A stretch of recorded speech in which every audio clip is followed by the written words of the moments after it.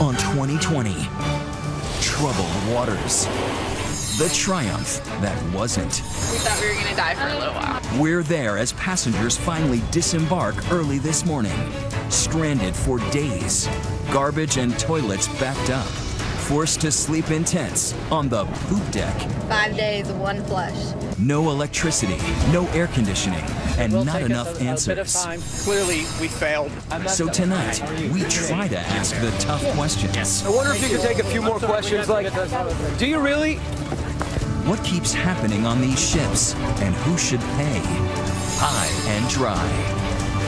Plus, the Costa Concordia, a year later, still dead in the water, while victims try to rebuild their lives and recover their loved ones still missing. You just can't take a pill and get over it. And whatever happened to the so-called chicken of the sea? The captain who went MIA when the lights went out. There were no women and children first. Ladies, you're on your own.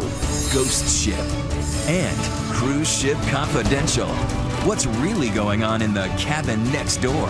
What do staff insiders say?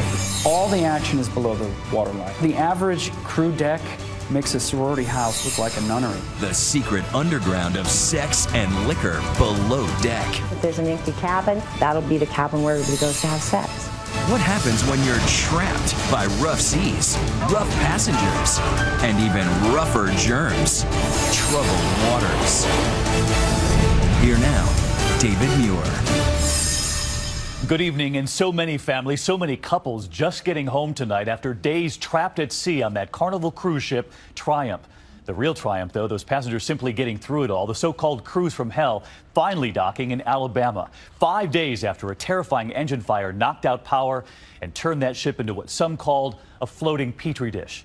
There was suffering, fortunately not the casualties of last year's Costa Concordia, but all of it does raise serious questions. And so tonight here, we put a microscope on the industry as a whole.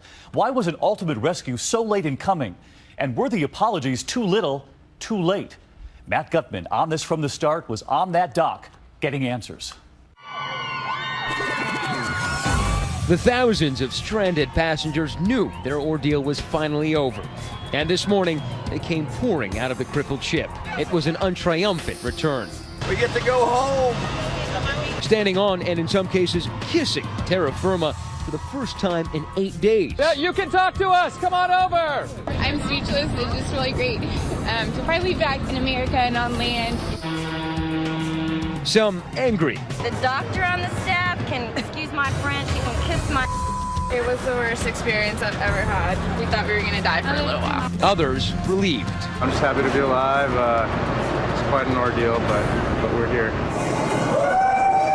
They ran, many wearing bathrobes against the cold, to plant kisses on loved ones, holding on to each other. By the hundreds, they were stuffed onto buses before they could even shower or even change their gritty clothes. Among the first out, Stephanie Stevenson and Rob Mallum. Not just your regular cruisers, they were headed for the tropics for a reason, a romantic wedding at sea. He's in a tie, she's in white. But marital bliss would turn into maritime nightmare early on Sunday morning, 3 days into the cruise. Looked over the side rail and you could see the just billows and billows of smoke coming out of the top of the stack. Were you scared? I was pretty freaked out. A fire had erupted in the engine room and some passengers go into Titanic mode. They said Alpha Team to the engine room. Attention, code Alpha engine room. People take it upon themselves to strap on life jackets and scramble towards the lifeboats. I saw the smoke. I knew good and well there was a good chance the ship would be sinking. The fire had burned out the ship's main engines. The sparkling city on the sea, known as the fun ship you see in these Carnival ads, was now not much more than a 100,000-ton cork bobbing in the Gulf of Mexico. The electricity cuts out. Everything goes dark. Carly Jackson and Jody Adelhauser are jazzercise instructors from Paris, Texas. All of the power shut off at like once. And I was like, oh my gosh, this is like Titanic. The lower decks fill with smoke, engulfing some of the cafeterias. They even see it billowing from the stack. The smoke has gotten worse. Then the air conditioning goes out. Still, the crew assures the passengers that everything is under control. Nothing to worry about, folks. You can wait up on the Lido deck. It's really lovely out there. An automated system extinguishes the fire, but the ship stays dead in the water. By Monday, 24 hours after the crisis began, Carnival decided to tow the ship not to nearby Mexico, but to Mobile, Alabama, because not everybody had passports with them. That added nearly 350 miles and an extra day of hardship for passengers. I'm not liking that. By this time, 2 other Carnival cruise ships had been diverted to deliver food and water to the hobbled vessel. Helicopters were also deployed carrying generators and other supplies on Wednesday. They came and dropped off water and stuff, but that didn't stop babies from going hungry. That didn't stop other people from hoarding food. Wow. But despite their efforts, conditions aboard the Triumph were deteriorating fast. No electricity, not enough running water, and almost no cell phone service, leaving parents and loved ones on land frantic. I just need to know that she's okay. The ship, 300 yards long, equipped with every amenity, and now the more than 4,000 aboard could only communicate in snippets of text messages. We're in the middle of the Gulf of Mexico. 36 hours into the crisis, no hot food, no hot water, no AC, and the ship was listing. When we were leaning one way, it was kind of a little nerve-wracking. Worst of all, backed up toilets. There was sewage everywhere. We got one flush, one time. 5 days, one flush. 5 days, one flush. For toilets, the ship handed out these red bags. People were using the restroom in little red plastic bags and throwing them out into the hallway. We were in shock. We were like, I'm not using a red bag. The thing is you just don't eat. You just don't eat. To not have to use the red bag, Controlling the colon. You just don't eat. We met a couple that we were talking to that said her husband was laying in bed and just the ceiling fell down on him full of urine, feces, all of that. Yeah. The stench and heat driving people to camp out on the decks. They built tent cities out of bed sheets. We've been shipwrecked for, I guess, 3 days now. ABC News was the first to fly out over the ship on Wednesday. You can tell how powerful the wind is, gusting at 25 miles an hour. Those conditions bringing out the worst in some people. They opened the bar one evening and gave away free drinks, and that was a really bad idea. There were people throwing things over the side of the ship, acting unruly. And during the voyage, passengers did receive updates on the PA system as well as printed status updates, but Rob Mallon thinks that was another poor decision. Somehow they managed to print us out little letters that they sent to our room. Maybe they were using the emergency generator to supply printers instead of toilets. Yes. Folks hoarding food, forcing others onto a diet of onion sandwiches. What was the food situation like? You had to stand in line for 3 hours to get a meal. And the first couple days it was the onion sandwiches. But at least they were steadily, if slowly, being tugged back to the U.S. That's when Mike Padilla finally got through to his wife on the phone, anxiously waiting her return. They think the tug line might have just broken. Passengers say this should never have happened. Just last week, Carnival admitted that there was an electrical problem on the Triumph's previous voyage, but said there is no evidence at this time of any relationship between this previous issue and the fire that occurred on February 10th. This is the latest in a string of incidents involving cruise ships. Last year, the Costa Concordia capsized in Italy, killing 32 passengers. And in 2010, another Carnival ship, the Splendor, was stranded for days after another engine fire. Unlike the airline industry, there's no agency regulating the safety operations of cruise lines. Jim Walker is a maritime lawyer. And unlike our U.S. aviation, commercial aviation fleet in the States that has the FAA that can oversee the industry and actually shut a fleet down if there's safety violations, there's no one looking out for the safety of passengers on ships relative to fires. A spokesman for the cruise industry denies there's no regulation. I know you can't talk to me, but is there anybody who can? For 3 days, not a single Carnival exec appeared publicly until CEO Jerry Cahill spoke late Tuesday. We pride ourselves in providing our guests with a great vacation experience, and clearly we failed in this particular case. Carnival has offered the passengers a full refund, a voucher for another cruise, and $500, and it will cover travel expenses. Oh my God, it's degrading. Demoralizing. and then they want to insult us by giving us $500. Since Sunday, ABC News has been requesting answers to questions about the ship's history of mechanical problems. No answer. They did hold 3 press conferences, but answered very few questions. I'm sorry, Mr. Thornton. Matt Gutman from ABC News. Thank you for taking the time today. But I wonder if you could take a few more questions, like, do you really? You're running away. We've been trying to track down anybody from Carnival to talk to us. And the company's chief marketing officer, he also retreated. We're on our way. 2 minutes. But one thing that did go right in the end for Carnival was bringing that colossus of a ship up this narrow channel in darkness. And after 8 days at sea, the most precious of cargo delivered back to family members. You guys gonna sleep tonight? I'm gonna shower. We're showering. We had our food, now just a long shower, long hot shower. I really want to get home though. And for the newlyweds, a delayed wedding banquet of burgers and fries. This is going to be the best hamburger ever. Never was there a couple so happy to trade a cruise for a bus. When we got on the bus, we went back and we flushed the toilet just to make sure it worked.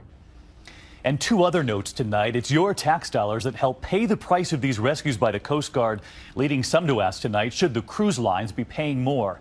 And as for size, the Carnival Corporation owns nearly half the industry, 10 brands, 100 ships worldwide. The industry is still growing. ABC's own parent company, Disney, has 4 ships of its own. We'll be right back. Next, the Costa Concordia, more than a year later, still stuck on its side. The images we can't forget, and survivors still reliving the nightmare. I haven't slept one good night since. My girls have had nightmares. And what about the captain who abandoned ship? We have children, we have babies, and he's the first person off the ship. But get this, he's suing to get his old job back. Coming up.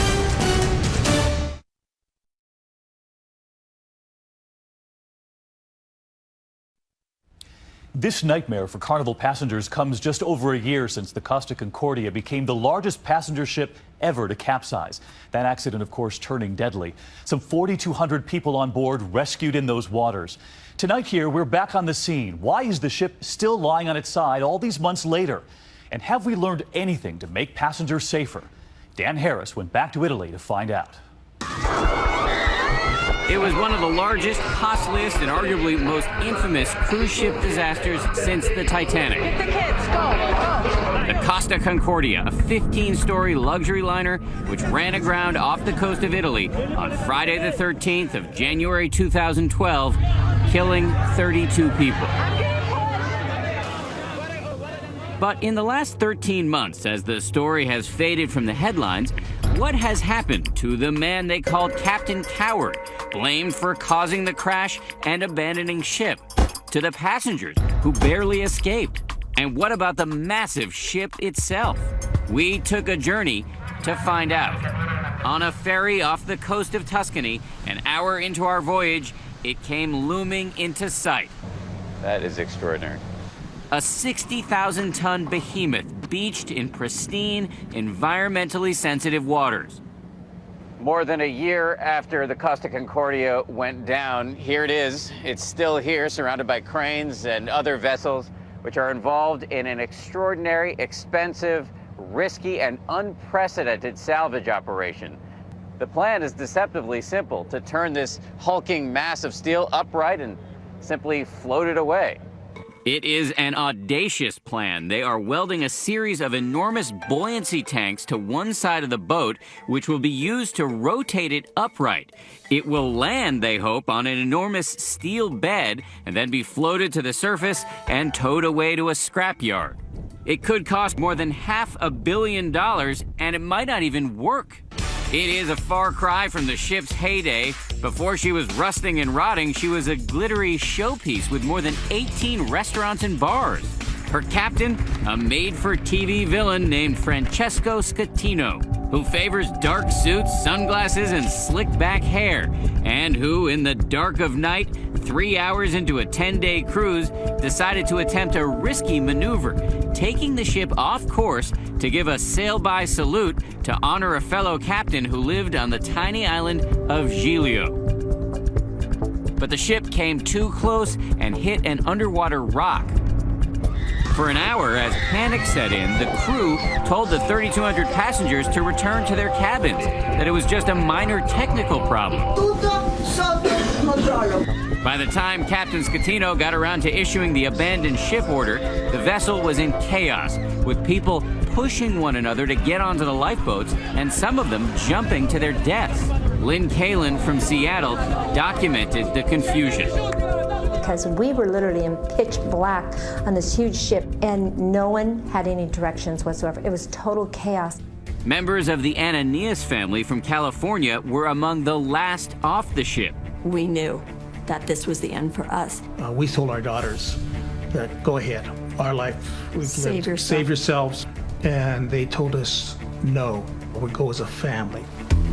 Meanwhile, Captain Scatino was long gone. He later said he tripped and fell into a lifeboat. A Coast Guard official was recorded screaming at the captain to go back and help. Damn it, he said, go back on board. There were heroes that night, including the people of Giglio Island. On that terrible night, many of the passengers and crew jumped into these frigid waters and swam over to these rocks, where they were tended to by complete strangers who live in this little port village. The mayor, Sergio Ortelli, made an extraordinary decision. You ordered people to open up their homes and businesses to the survivors. Why did you do that? Some of them were soaking wet and frightened.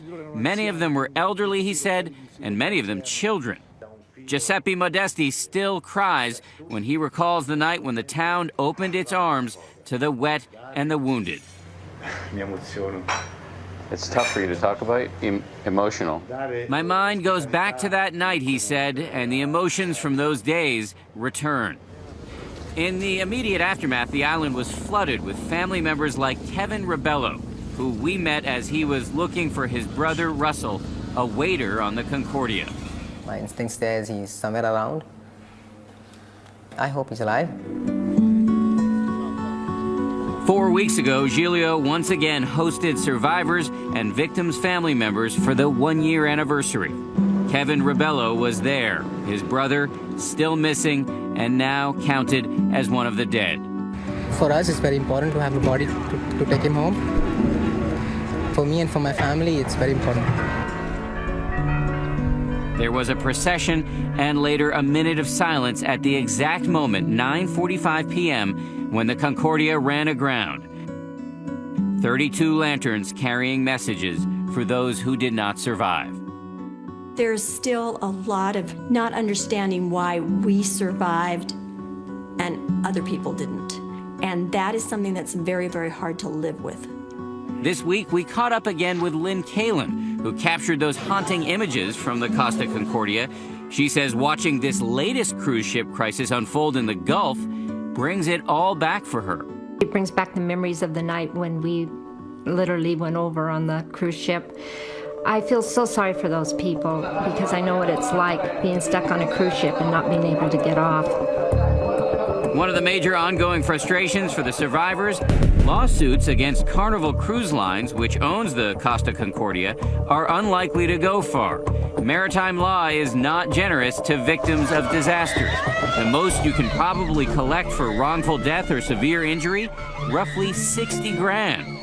Lynn Kalin collected just over $9,000. It definitely doesn't cover the stress in our going to psychiatrists and things like that, and all of our belongings on the ship, and we're still living with it. I haven't slept one good night since the accident. My girls have had nightmares. One of them is saying that she's at an angle, like at a tilt, constantly in the dream. So what has become of the man who is allegedly to blame for this accident? Captain Scatino is at his home near Naples under court orders. Since the crash, he's been publicly defending his actions. Lei non crede di aver commesso un crimine? Assolutamente no. Calling himself a hero, blaming his subordinates, and saying he has no regrets. Io rifarei quello che ho fatto, visto? And here's the kicker. He is now suing the cruise company to get his job back. Io ho fiducia in tutte le persone che serviranno a questo Lei si sentirebbe ritornare su una crociera, comandante? Certamente sì.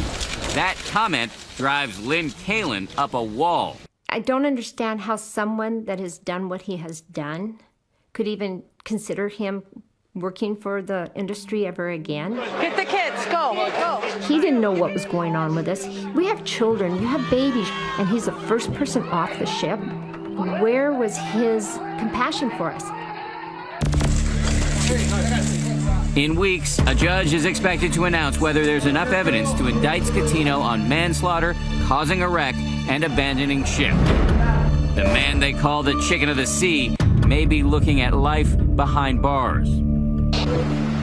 Meanwhile, after a series of delays, salvage crews hope to be able to remove the Costa Concordia from her watery resting place this September. For those whose family members died, however, the losses will remain incalculable. In the months after the Costa Concordia disaster, the cruise industry facing a huge image problem. New bookings dropped, cancellations skyrocketed, and Carnival and other cruise line operators had to cut their rates to attract new passengers. Many asking tonight, will the same thing happen now after the Triumph? We'll be right back. Next, when going overboard with your partying turns into overboard, period. How in the hell did I get here? Falling 10 stories into the pitch black and left behind in the middle of the Gulf of Mexico. When 2020 continues.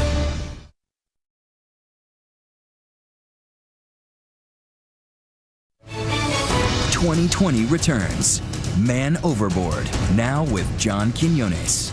No! There's a man overboard. Straight ahead! Straight ahead! He's yelling straight ahead. As a rescue boat searches the dark sea. He's way out there. You can hear him. Moments later, he's laying right there. A man, after floating for 3 hours, is pulled from the water alive. They're more than just cruise ships, they're floating cities. But no one fears falling off a city. The same can't be said for these colossal vessels. The numbers are foggy, but some estimate that every 2 weeks someone goes overboard. 23 known cases last year. Most simply vanished. Only one was found dead, and 4 lived to tell their story. Passengers like Tim Sears. Last thing I remember is looking for my friend in the casino. It's 2003, aboard Carnival's Celebration cruise ship. As in many of these cases, Tim Sears, then 31, had too much to drink.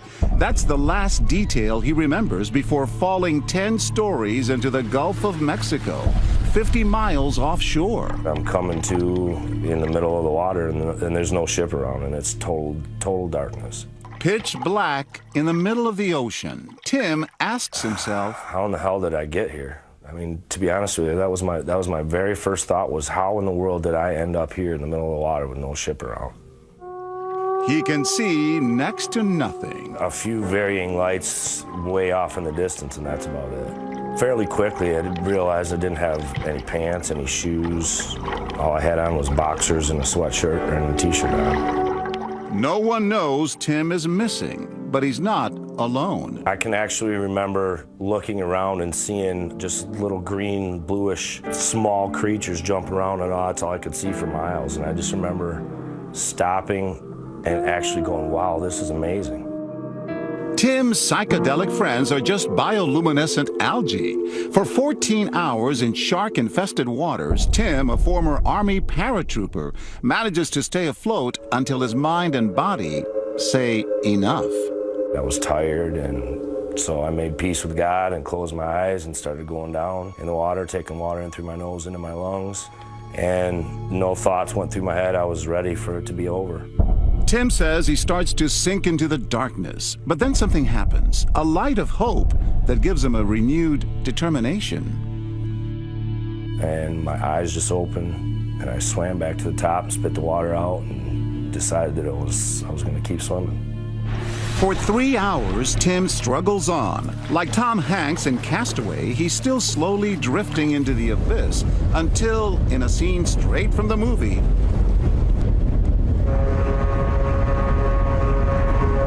Tim, too, sees what he thinks is a ship on the horizon. The waves were just enormous. Up and down. I had lost my glasses, of course. I couldn't see. With every primal instinct to survive, Tim swims toward the boat, screaming for help. After 17 hours, a cargo ship headed for Texas plucks him out of the water. I was asking God to send me any ship, and here any ship had rescued me. And it brought me to tears.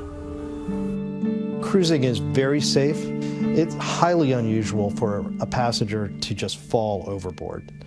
Statistically, cruising is safer than walking across the street. That seems like it's pretty good odds, but it's not to the families that are left without their loved one. 13 years ago, Jean Scavone's son, Jimmy, was lost at sea on a Carnival cruise in the Caribbean. Since then, she's been linking families that have lost loved ones. It's like a family, a group of us now that have this experience, and we have no answers. No one should vanish from a cruise ship. No one should leave on a vacation on a cruise ship and never come back.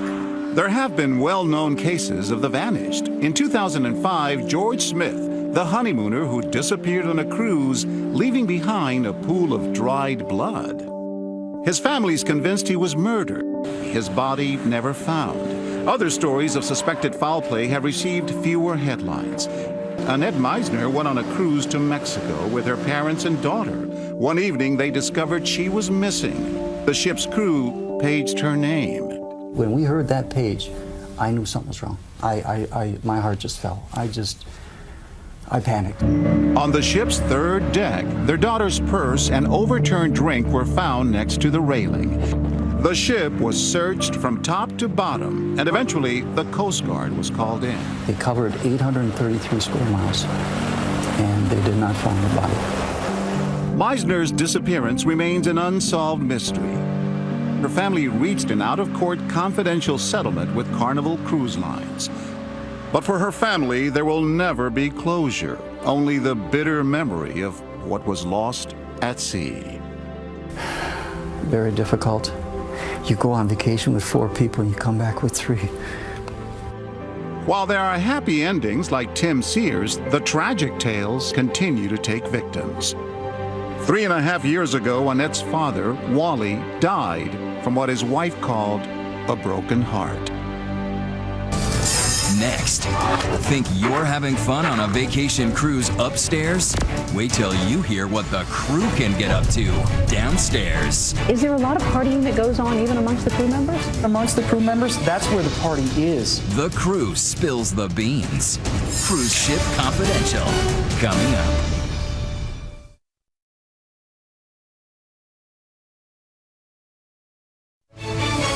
As we continue, the secret life below deck. Here's Deborah Roberts. For millions, cruises are about sunsets, swimming, soaking up the good life. But let's face it, for many, hitting the high seas is also about hitting the hard stuff. Ever hear the expression cruise ship drunk? Well, you're looking at it. YouTube is plastered with evidence of cruise passengers gone wild. Seems there's something about being at sea that brings out the crazy in people. You might even lose your fear of heights. And it's not just passengers partying it up. Beneath the pools, the bistros, the bars, down past the sun deck and through these doors is a world few cruisers ever see. Unless you turn to YouTube, where cruise ship employees have posted a clear glimpse of life below the deck. This man saw it all. All the action is below the waterline, all of it.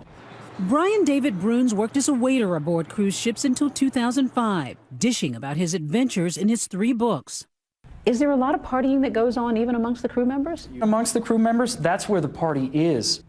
The amount of alcohol and sex that's going on down there, it's paramount. The average crew deck makes a sorority house look like a nunnery. I'm not kidding. I'm on a boat and it's going fast and I got It's plain to see on these crew videos, young people from all around the world spending months at sea, working and playing aboard these floating cities. There are regular crew parties, bars designated just for the staff. It's a big free-for-all. That's all it is. Sherry Cecil worked on a luxury cruise liner in 2004, climbing the ladder from waitress to officer. There's sex cabins if there's an empty cabin, and they can somehow sneak a pass key. That'll be the cabin where everybody goes to have sex. All of it happening, she says, under the passengers' noses. While cruisers stroll the luxurious decks and enjoy beautiful cabins, on the lower floors, often below the waterline, is the crew deck. It's like a separate ship with dining areas, rec rooms, and tiny cabins housing at least 2 to a room. The cabin is the size of a walk-in closet. And within this little society at sea, a strict hierarchy all its own.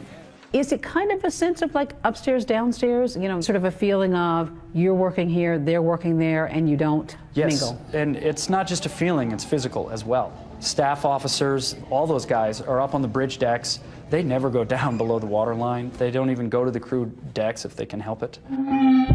Unless there's a reason. A lot of my friends in the restaurants were pretty ladies. They always had an officer that was asking them to be their ship squeeze. That's what it's called, ship squeeze. We all have one, right? And they have wives and kids back home. When the wives come on in the families, the mistresses are put offshore for a week's vacation, and the wives leave, and on the mistresses they come back. But it's a tougher life for crew members who say days are filled with back-breaking chores. You work constantly. I don't want to call it a sweatshop condition, but that's really what it is. So you work 80 hours a week minimum. 80 hours a week. I worked 15 weeks in a row at 100 hours a week. They're paying you something like $40 a month. Almost 100% of their salary come from tips from the guests. Between $1,000, maybe $3,000 on the high end a month. Human rights groups have accused cruise lines of exploiting workers with long hours and low pay. The cruise industry says it's a problem of the past and new laws will regulate working and rest hours. Yet former employee Cecil says passengers have been deliberately kept in the dark about anything negative. We don't tell them anything. If there's a mechanical breakdown, we do not tell them. If there is an illness outbreak, we do not tell them. We are told to lie to them.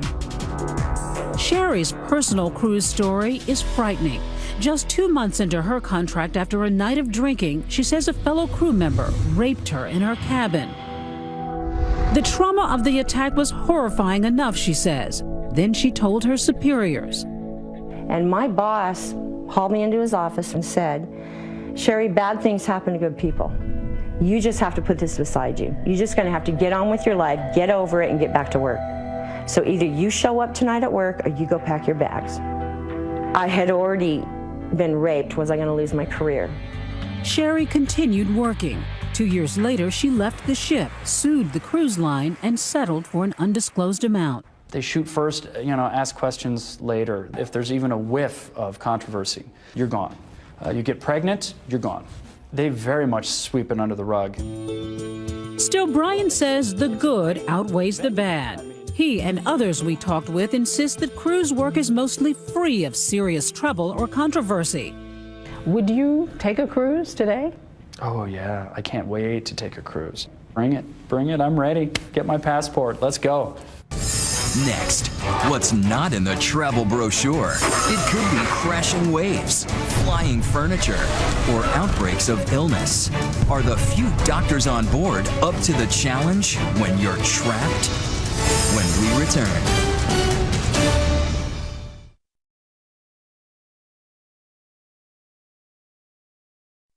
Of all of the stories and images coming out of the Triumph, the most disturbing, the most disgusting are the stories about the toilets. They were not working, some of the carpets soaked with urine, far from a healthy environment, which led us to ask, what is the medical care really like on board any ship? Elizabeth Vargas tonight with what you should know about the doctors, the medical facilities. Are they up to the job? Not so long ago, the cruise industry was on life support, waving bon voyage to its business, too elderly, too stodgy. But that was then. This is now. Floating theme parks, water slides, climbing walls, massive theaters, massive fun. They built it, and boy, did they come. It's become a $38 billion business, and the ships, they've gone from big to huge to positively gargantuan. And with all those sun-baked vacationers hitting the bars and the buffets like there's no tomorrow, safety and medical care is critical. Safety is absolutely our top priority. The truth is, we carried over 20 million passengers last year, and we carry them safely and reliably and offer them an excellent value and vacation experience. But at the same time, if anything at all does go wrong, you're on a boat and trapped. They may call them floating cities, but real cities have hospitals with real emergency rooms. Who are the doctors who practice out at sea? The ships, in my experience, have doctors with limited or inadequate or inappropriate education and training and experience in providing the full range of medical services. Jim Walker's entire law practice is representing disgruntled passengers. He claims the medical standards set by the cruise lines are only voluntary, and they don't want you to hear about all the people who call him every day, complaining about delayed or inadequate care, even when the seas are calm. You're simply not going to get the same care by any stretch of the imagination with what you would expect here in the United States. I don't think that's true anymore. There certainly may have been a time where cruise lines hired retired doctors or doctors that really didn't want to work very hard. I think those days are over. Oliver DiPietro spent more than a decade as a cruise ship doctor, as well as managing medical care for Norwegian Cruise Lines. I spoke with him from his office in Miami. Basically, you know, people spend a lot of time researching the ports of call and the onboard activities. Nobody's checking in to see who the doctors are. Well, I think that the cruise lines do that before they hire a ship's doctor. Most doctors today are, doctors that have emergency room experience and training. Same with the nurses. But no matter how qualified the doctors, if something happens like it did on the Triumph, the smell, the sewage, coming out of the bathroom, the toilets wasn't flushing. It's trouble. It's their worst nightmare. It's actually an unbelievably significant event. You have no hygiene. Urine floating on the floor, feces coming down the wall. No running water. This is the bags that we were told to use the restroom in. They're not able to even clean up after themselves. Dr. Philip Tierno of NYU is an expert on microbiology and germs and says confined spaces can always breed disease. Infectious disease outbreaks are not uncommon. The CDC reported 16 stomach flu outbreaks on U.S. ships alone just last year. An outbreak of a highly contagious stomach virus on board the Queen Mary 2. The bottom line, in a situation like the Triumph, it was the worst experience I've ever had. There are limits to what any doctor can do. Ship's medical departments are very well equipped. But it sounds like, you're basically there to stabilize the patient until you can get the more sophisticated medical help, right? Correct. You would not do surgery on board, you would evacuate. But getting to the hospital fast is only possible if you're close enough for a Coast Guard helicopter to reach, like a man with a life-threatening condition was just over a year ago. Of course, after you land, you may want pain medication when you get the bill, as much as tens of thousands of dollars for that Coast Guard flight. But a ship at sea presents all kinds of potential hazards, and being trapped on board, particularly in bad weather, can be much worse than no bathrooms. Imagine the terror on board the Oceanos. It went down off South Africa in 1991. Fortunately, everyone was rescued. 30-foot rogue waves hit this cruise ship near Spain in 2010, smashing through windows, a direct hit on unsuspecting diners. The terrifying wave killed 2 and left 14 others injured. And look what happened on this ship during a bad storm off New Zealand in 2008. Everything that wasn't nailed down slides around or out of control. 42 people were hurt, many with broken bones.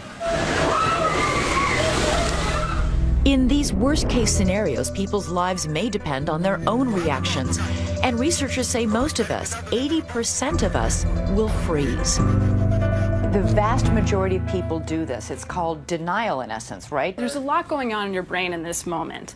And most of all, your brain is going to rely on its hardwired response to fear. Writer Amanda Ripley has studied our reactions to plane crashes, sinking ferries, and burning buildings. I think the thing that's most surprising is that your biggest threat is that you will move too slowly or shut down altogether. That is, until others step in to lead the way. About 10% of us will take that role. On the Concordia, those take-charge types led others to safety. As for the final 10%, they completely freak out and are far less likely to survive a disaster. Cruise ships have stepped up their safety precautions and evacuation drills to ensure people are aware of what to do. We train them what they would do in an actual emergency. We practice in the way that they might actually be expected to act and the crew would act in an emergency. Still, passengers seem relatively unfazed. The cruise lines are confident people will sail on, anticipating nothing but happy memories. We want both new customers and old customers to know that as a guest on our ships, they will be safe and secure.